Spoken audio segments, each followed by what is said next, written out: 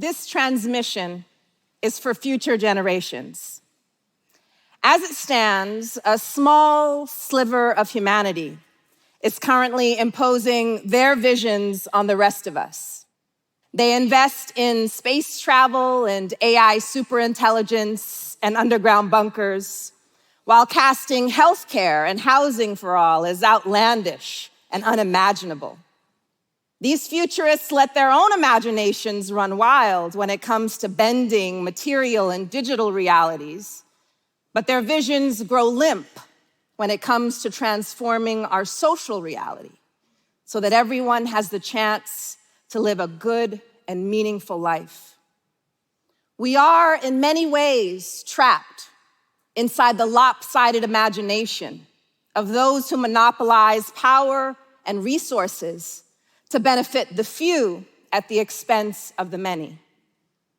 And as I see it, there are two stories these monopolists sell us about what the future holds. The first is the Silicon Valley version, in which all our preferences are tracked and desires catered to. Chatbots, virtual assistants, driverless cars at our beck and call, all our wants and needs met in an instant. This is their utopia, where technology is our savior, a future where our automated offspring know us better than we know ourselves. Ease and convenience just a click away. And in their wildest dreams, we merge with technology, optimizing our potential to be stronger, smarter, superhuman. The other story, preferred by Hollywood, is grittier, more chaotic. Conflict and competition run rampant. It's Hunger Games meets Blade Runner meets The Matrix. People are ruthless and unpredictable. Inequality and precarity are permanent features in our lives. In this dystopian vision, technology is our slayer, displacing and dominating humanity. And while these sound like opposing narratives, they have different endings for sure. One in which we're saved, one in which we're slayed. They actually share an underlying logic. And in both, we give up power. Both stories assume technology is in the driver's seat, propelled by a will of its own. In the utopic and dystopic stories, technology impacts us for better or worse, but our impact on technology, the human inputs, shall we say, are missing. The values, assumptions, interests, and needs that shape our digital and physical worlds are nowhere to be seen. To move forward, we have to pull back the screen.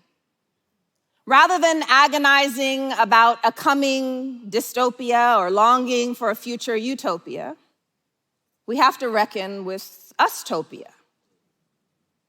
Ustopia is a word I'm borrowing from Margaret Atwood to describe the fact that the future is us. However loathsome or loving we are, so will we be. Whereas utopias are the stuff of dreams, dystopias the stuff of nightmares, ustopias are what we create together when we're wide awake. Ustopias invite us into a collective imagination in which we still have tensions, but where everyone has what they need to thrive. When I was a grad student at UC Berkeley in the early 2000s, I witnessed firsthand how innovation often deepens social inequity. As the tech sector grew, people who had lived in the Bay Area for generations were displaced and discarded. At the time, I was researching the social dimensions of biotechnology. As I observed scientists growing heart cells using pluripotent stem cells beating in a petri dish, I thought about how hard it is to grow empathy for other human beings in our everyday lives. Here were billions of dollars being poured into the future of medicine, but healthcare for all was somehow far-fetched. This is what I mean by a lopsided imagination, where we can imagine regenerating sick bodies, but not an ailing body politic. Utopias require inequality and exclusion. Ustopias center collective well-being over gross concentrations of wealth.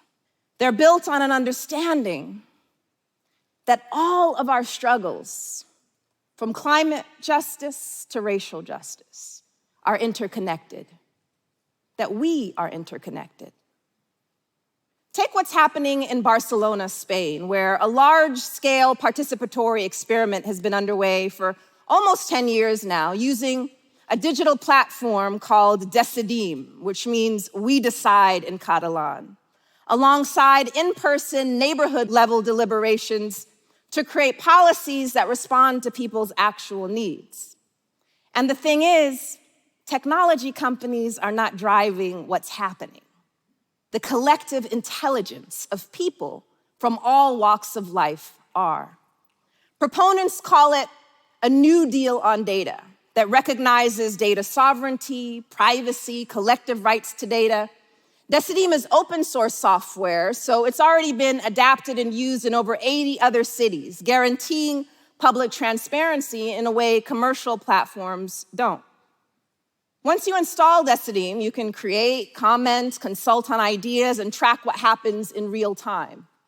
Over 40,000 residents have submitted proposals on everything from affordable housing to air quality, and about 70% of the government's action plan have been derived directly from these proposals.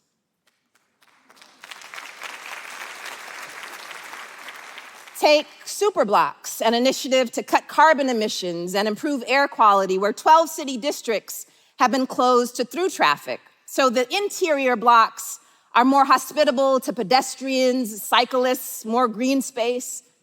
On the Barcelona coastline, another initiative is underway in which residents are working to make it more accessible to locals, rather than simply a playground for elites and cruise ships.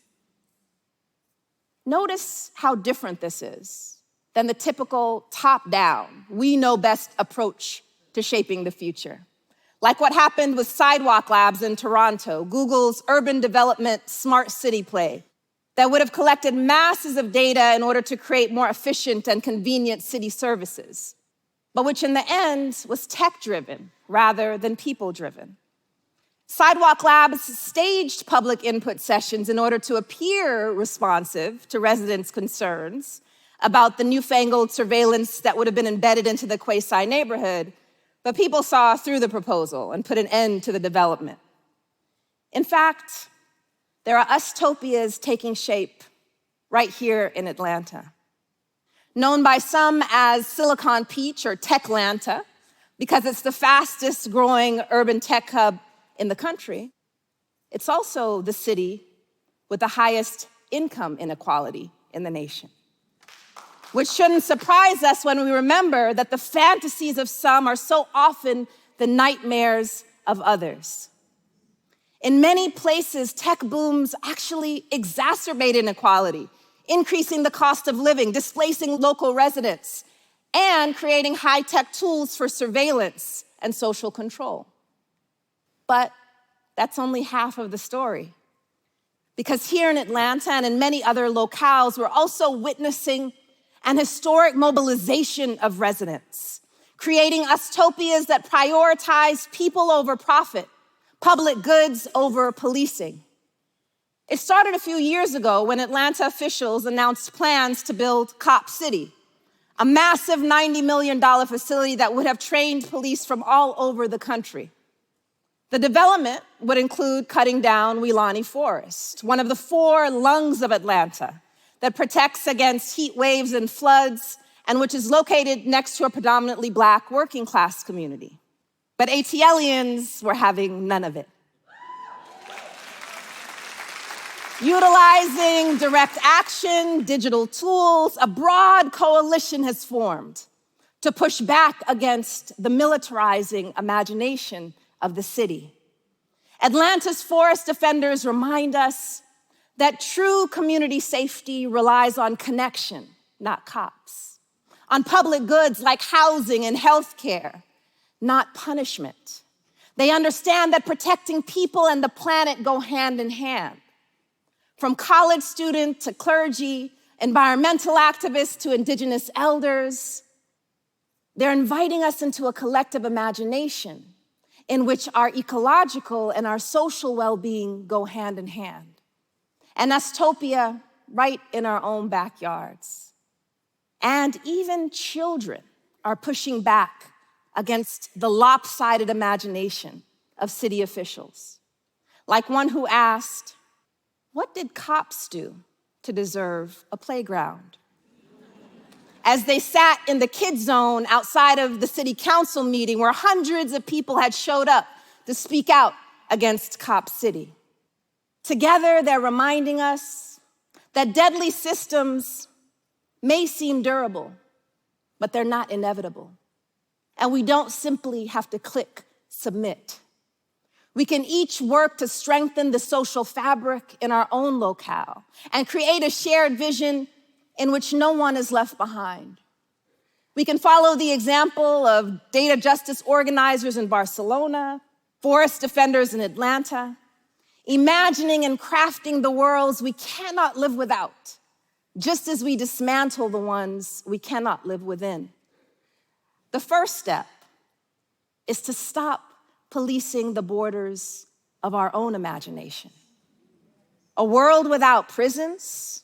Ridiculous. Schools that foster the genius of every child? Naive. Work that doesn't drive us into the grave? Impossible. A society where everyone has food, shelter, love, in your dreams. Exactly.